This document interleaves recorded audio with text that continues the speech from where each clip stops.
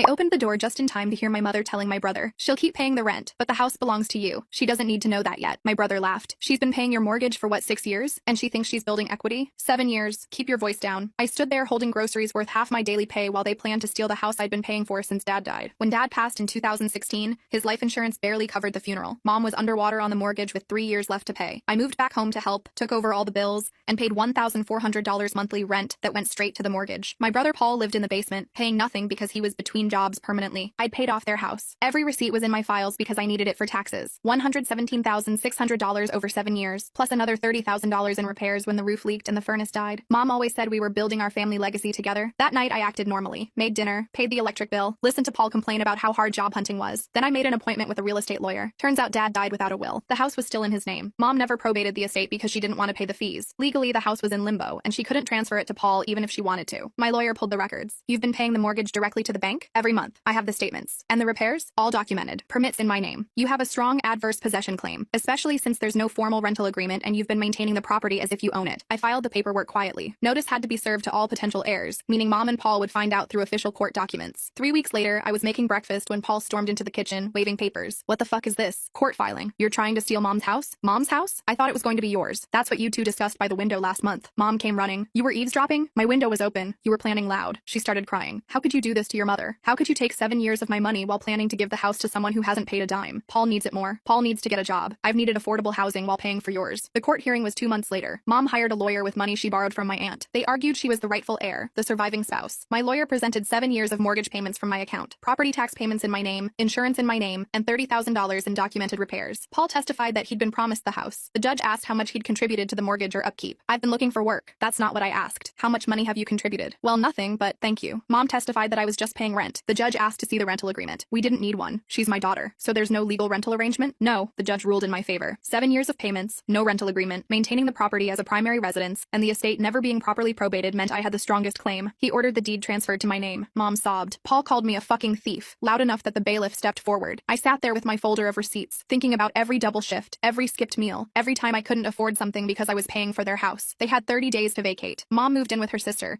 who called me heartless until I sent her the recording I'd made of their conversation that night. "Oh," was all she said. Then, "She can stay here 3 months maximum." Paul couch surfed for a while, then disappeared to Florida. Last I heard, he was living with some woman he met online, still unemployed. I live in my house now, the one I actually paid for.